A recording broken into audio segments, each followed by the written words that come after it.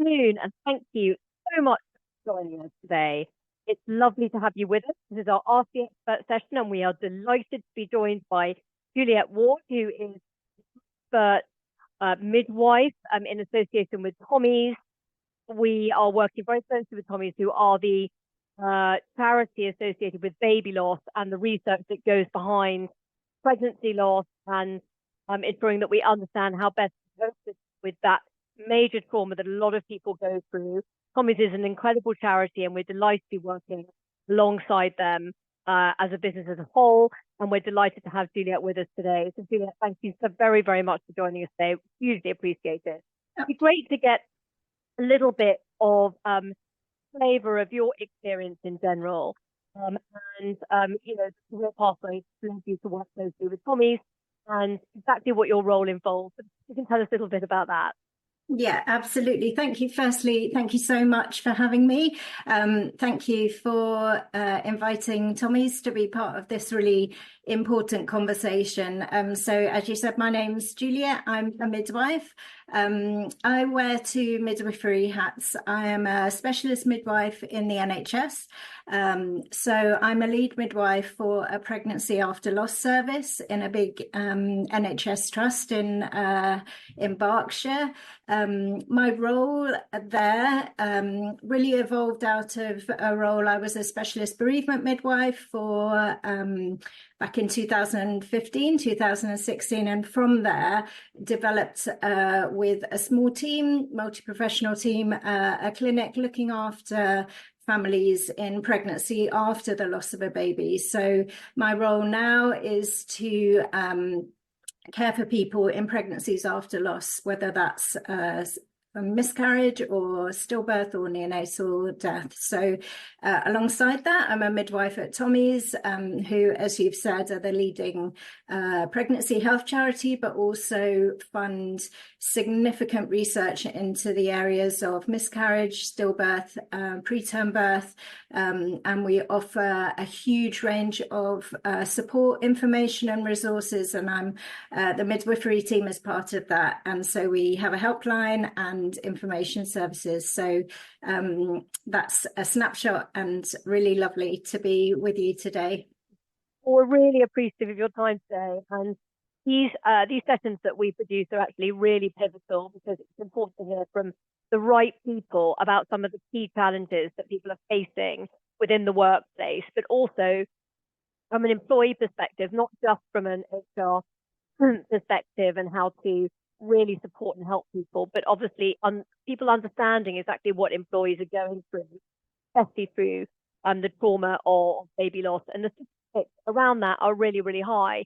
And from what we understand is that a lot of businesses now are actually starting really with pregnancy loss piece, and the committee and building committees around what support needs to be there for people who are actually undergoing that type of trauma, and then taking the fertility piece on from there. But losing whether it's miscarriage or, God forbid, later down the line, the pregnancy loss piece, there's not a huge amount of support. What Tommy's are doing is so pivotal, isn't it? So it's amazing the work that they're doing. Can you explain exactly how Tommy's actually can help and support? And I know there are grants in place for smaller businesses, which might be of interest to some of the people listening today.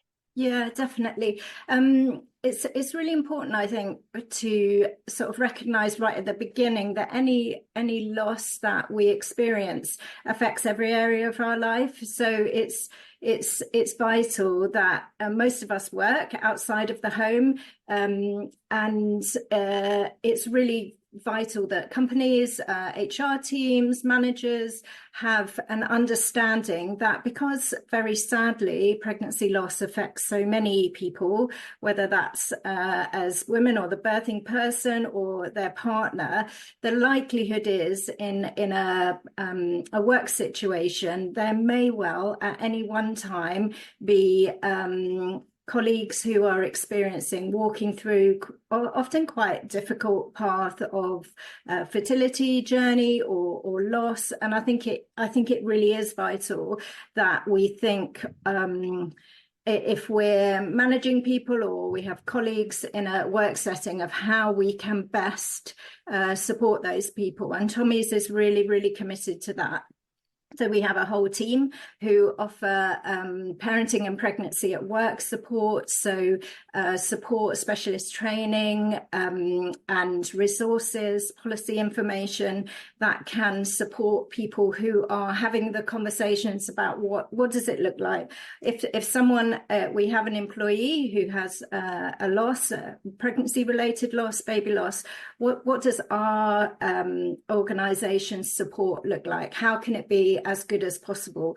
And I think in these conversations aren't ones that we ordinarily have with one another, and so talking to people who have these conversations, know this information, know the resources day in, day out, can be a really helpful accompanying of managers, people who run small businesses or bigger businesses. I think it's vital. And you're right, at the moment, in terms of Tommy's support, if you are a company that has employee numbers of 250 or less and you want to access some free support, then that's available at the moment, and we can share more information in the chat about that.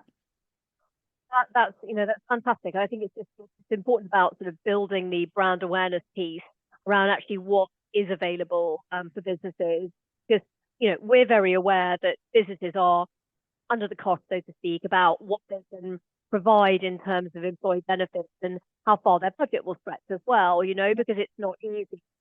And mental health is hugely impacted through the loss or trauma of whether it's miscarriage or baby loss or what have you.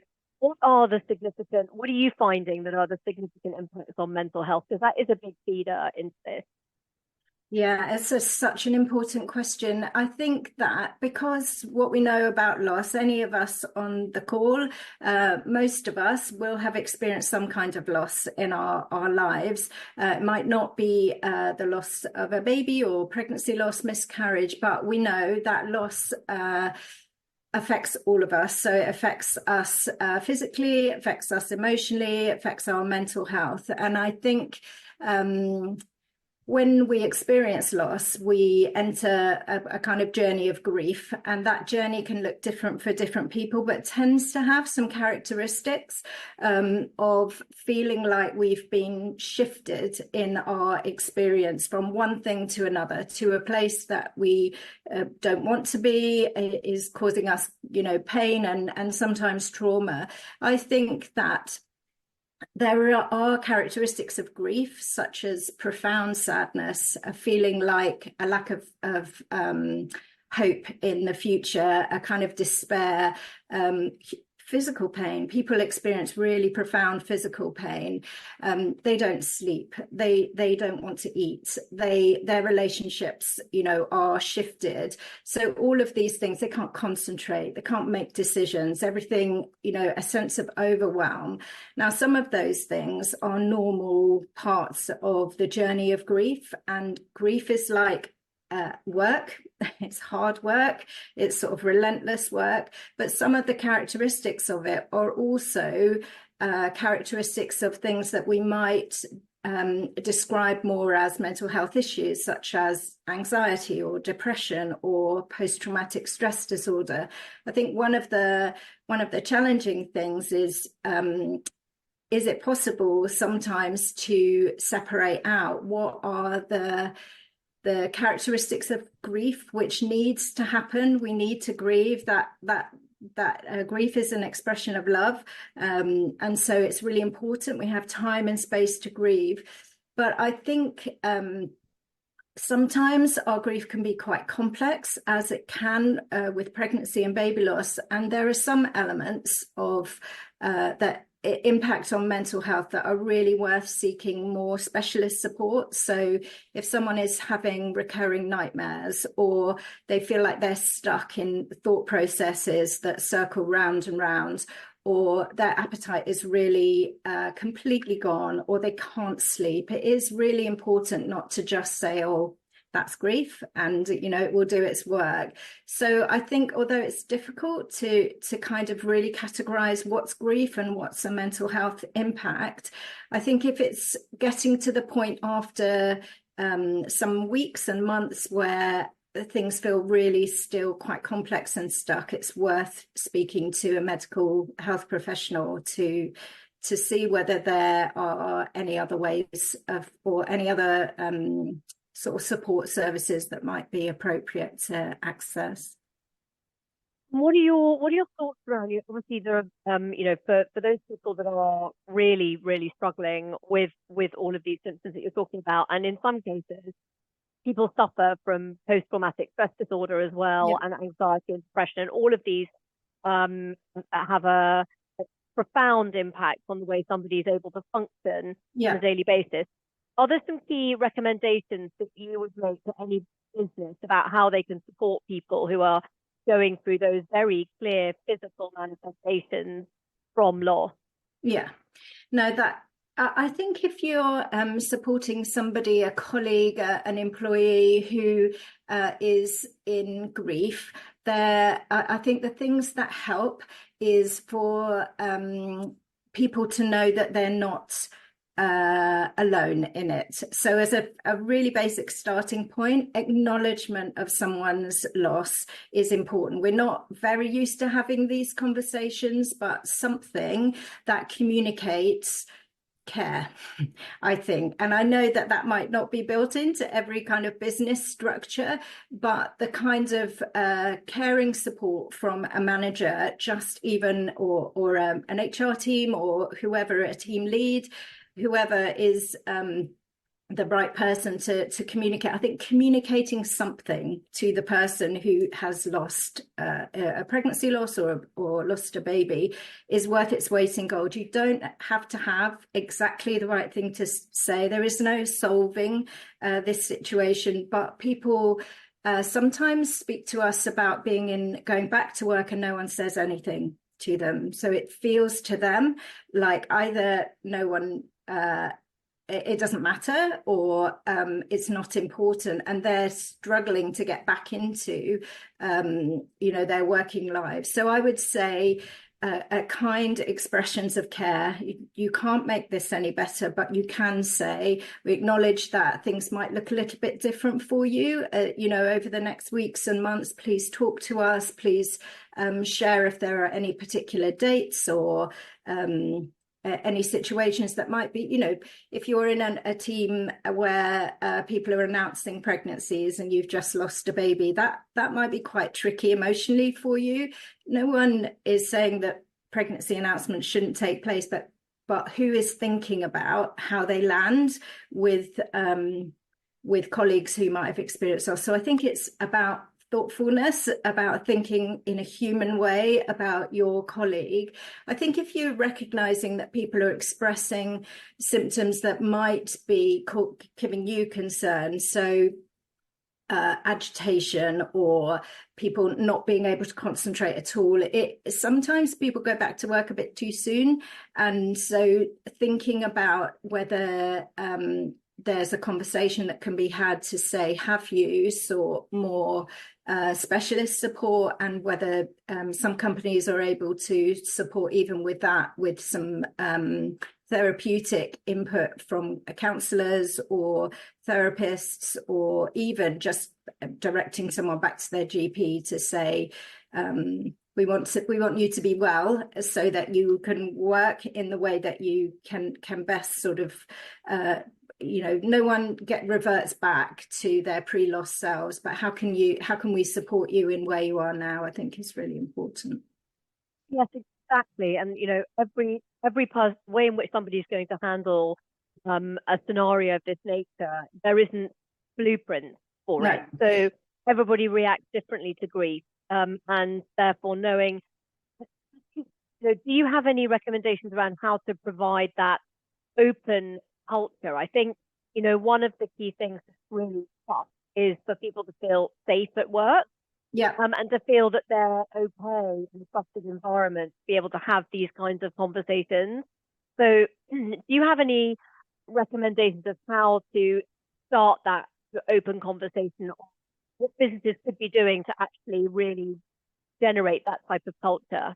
Yeah, really good question. I think it starts on a very individual basis. I think that if you have a manager who is able to hold that space, none of us find this easy. You know, I've been a specialist midwife for lots of years. Still, sometimes when I'm starting a conversation about the loss of someone's precious baby or the loss of hope, or I sometimes still think, I still have a tendency myself to try and fix it and make it right. But I think it's about individual expressions of thought.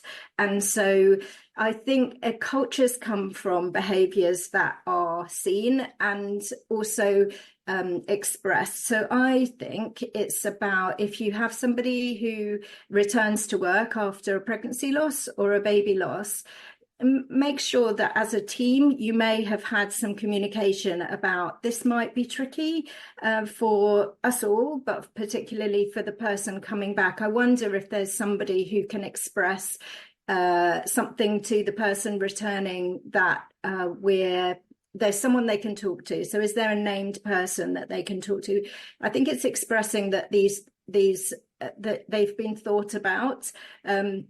Sometimes it's quite hard to have direct, face-to-face conversations. So a note or however you communicate in your team may just be enough to say, just welcoming you back, aware that things might not feel as they used to, but we as a team want you to know that we've been thinking of you. And if you feel that you'd like to talk to someone, and so you just offer some human response. People are not looking for their work colleagues to be the answer, but they are looking for a human kind of thoughtful approach. And sometimes I think things don't get said because we're worried that we might say the wrong thing.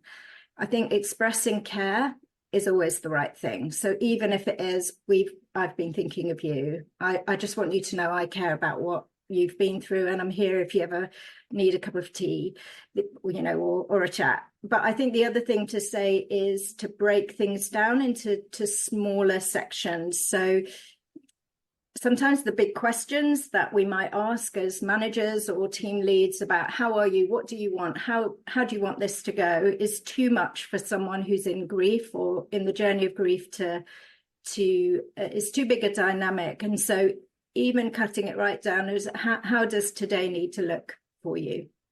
What is there anything that might be particularly tricky that I can support you with? So, how's your journey to work? It's sort of breaking it right down so that grief is overwhelming. And so when we're then presented with, okay, and now what do you need?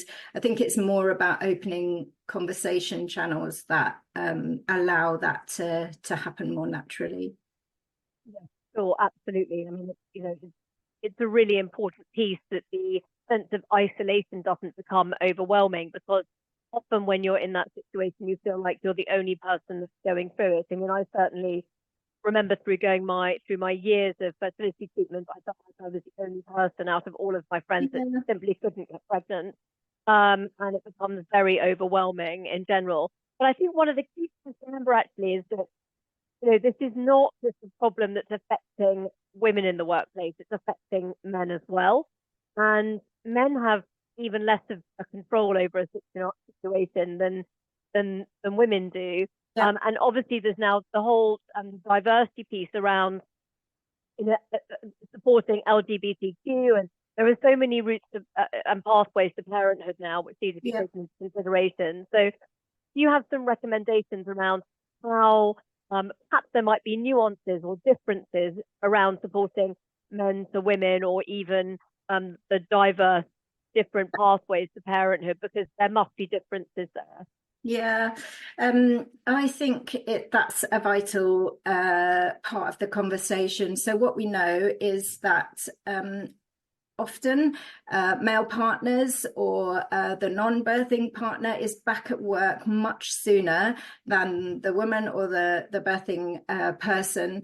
And what we know is that, especially I think for men, there's this added societal pressure, which is kind of a layer on top. So men may be experiencing profound grief, the loss of, pregnancy loss, baby loss, and yet within that there is some expectation, unhelpful I think, to be strong, to be the supporter, to be the one who holds it all together, who's concerned. So often men will they will ring our helpline and we say, and how are you? And they'll say, oh, you're the only person who's asked that. I'm actually falling apart. I'm really struggling. So I think acknowledging that men, non-birthing partners who come back into the workplace may equally need support. They may need time. The other thing to say is, because partners come back much earlier normally than their partner, their own partner may be going through some quite difficult processes medically. Sometimes if someone's experienced a miscarriage, because of the kind of starting point of the least invasive option first, sometimes somebody might have weeks of treatment for a miscarriage, and that's hugely, demanding emotionally, and their partner may be back at work within days, but so their minds might not be completely 100% focused, crystally on what's going on and work. So I think, again, just generally being able to have human conversations with people that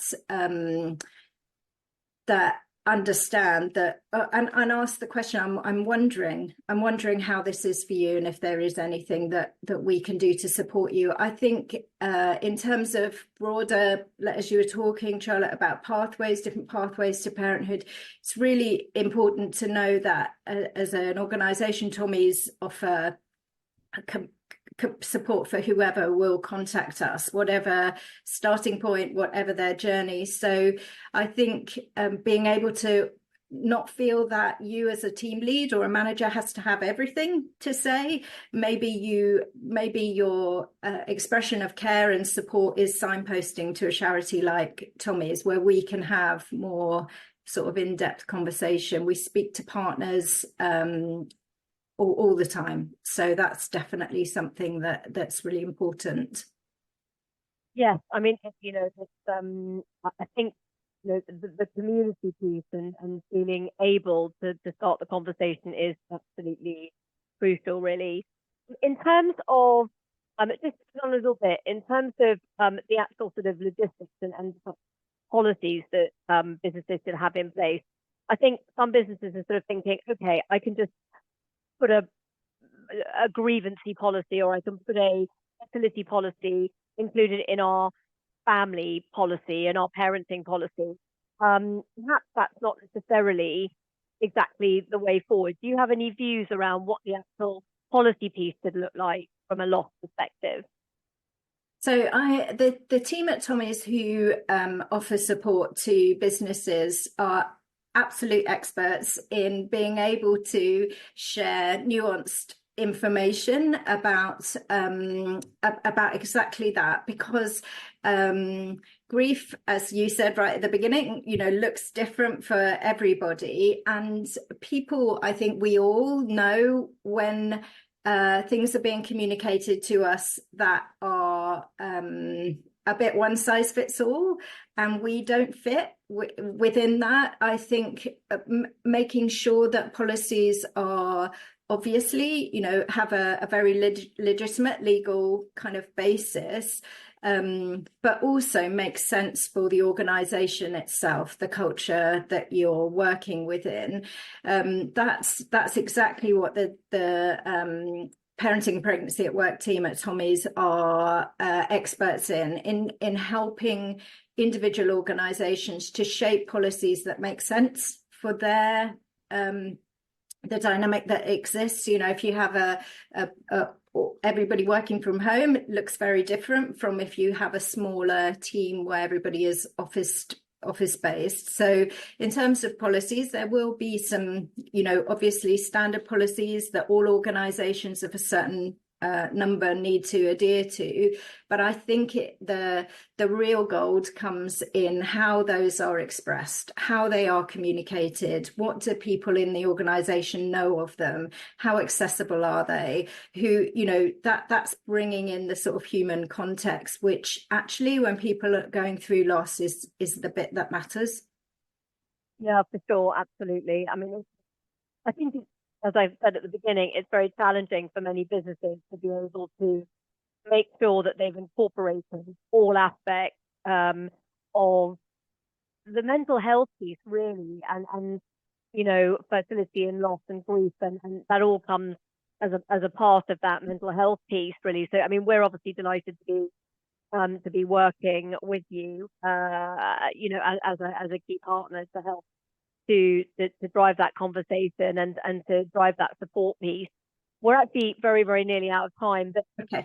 I just wanted to ask you finally, you know, there will be a large number of people who have had pregnancy loss and in an organization, and you know, what are the and therefore want to start looking at fertility quite quickly after losing pregnancy. How, you know, how do you support people that still haven't got to where they've got to, have experienced grief and loss, have been on a journey for a prolonged period Yeah. of time, and you know, also trying to balance that work-life balance is really, really tough. Are there some elements that need to be considered in order to make that journey possible for them at work? Yeah, I think that, and I think that's not an uncommon experience, Charlotte, in terms of people's the sort of fairly drawn out nature of people's journey. One of the things that I often hear in people's voices when they've been through quite a long, complex journey of loss, and they are continuing on a journey of fertility, is exhaustion. You know, it's an utterly exhausting process because it's not a choice of a new car or, you know, this is about who you are, your identity, what you long for. And so I think it's about, in terms of personal sort of nourishing and support for individuals, it's extending kindness to you as a person, to your partner, to know that this journey is exhausting, and it's one that requires pacing, and I think sort of accessing support from organizations such as yours and Tommy's can just provide that element of support that keeps people going. So I think often naming this is hard, you know, and not feeling concerned about doing that, because once we name things, then we can identify the things that will support us in that journey. So and I think, again, from a work context, not everybody needs to be involved in these conversations, but somebody be involved in terms of a support person within a work context. And again, if we can understand that support person isn't required to make things right or better, but to come alongside to say, is there anything, you know, I understand that you're starting this phase of your, you know, treatment, or so what might it need to look like for you over the next week? So I think that being accompanied on that journey, which can often be long and tiring, is a vital thing, really. Well, I mean, I think everything that you've said to us today, Juliette, has been enormously and immensely helpful. I'm sure I've actually answered quite a few questions unknowingly that people have actually been submitting over the course of this session. So first of all, thank you very much, everybody, for submitting some key questions here. But also, Juliette, I think, you know, it is an important move and a very pivotal piece that a lot of organizations are looking to address initially.